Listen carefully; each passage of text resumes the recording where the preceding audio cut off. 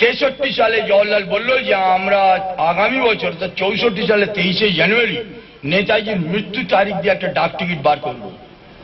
63 সালে বলছে। আর তার আগেতে 61 সালেতে হঠাৎ কাগজে একটা খবর বেরোলো যে অনিতা বোস বলে একটি মেয়েকে জওহরলাল নেহরু ভারতবর্ষে নিয়ে আসছে, তাকে আমন্ত্রণ জানিয়েছে এবং সে নাকি নেতাজির এক অবৈধ সন্তান।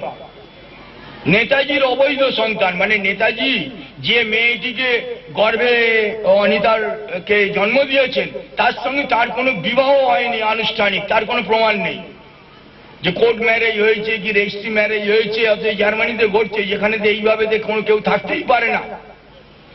এইটা আরম্ভ হলো 61 সালে। মেয়েটি এলো দিল্লিতে, কিন্তু বোস পরিবারেতে আসেনি। বোস পরিবারের কারোর সঙ্গে তার তখন কোনো সম্পর্কই নেই, এরকম একটা ব্যাপার। এলো ভারত সরকারের আমন্ত্রণে, এসে সেখানে প্রচার। 61 সালে যখন শোলমালিতে নেতাজি, তখন এই ঘটনা ঘটাচ্ছে ভারত সরকার। তারপরে শিশির বোসকে দিল্লিতে ডেকে পাঠিয়ে কেনা বেচা হয়ে গেল। শিশির বোসের ওপর দায়িত্ব পড়লো এই মেয়েটাকে নেতাজির মেয়ে বলে চালান দেওয়া এবং বসু পরিবারের প্রতিষ্ঠা করা।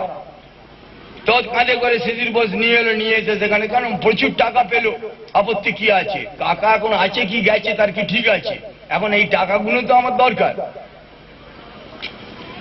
এর কিছুদিন বাদেই বেঙ্গল ভলেন্টিয়ার্স, যে কথা বলছিলাম মেজর গুপ্ত, তাদের তরফ থেকে কলকাতা একটা পোস্টারিং করা হলো সংগঠনের নাম দিয়ে।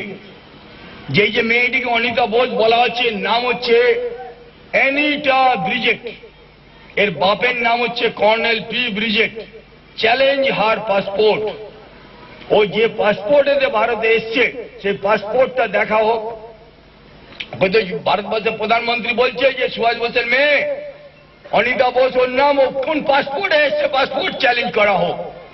এবার পাসপোর্ট দেখতে গিয়ে দেখা গেল